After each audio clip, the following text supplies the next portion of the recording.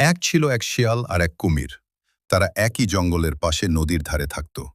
প্রথমে তাদের মধ্যে বেশ ভালো বন্ধুত্ব ছিল। কুমির ভাবত শিয়াল খুব বুদ্ধিমান, আর শিয়াল জানত কুমির খুব শক্তিশালী। একদিন শিয়াল কুমিরকে বলল, বন্ধু, চল আমরা একসাথে চাষ করি, এতে দুজনেরই লাভ হবে। কুমির রাজি হয়ে গেল। তারা মাঠে আলু লাগালো। ফসল ওঠার সময় শিয়াল কুমিরকে জিজ্ঞেস করল, তুমি উপরের অংশ নেবে না নিচের অংশ? কুমির কিছু না ভেবে বলল, আমি উপরের অংশই নেব। শিয়াল হাসল মনে মনে, কারণ আলুর আসল অংশ তো মাটির নিচে থাকে।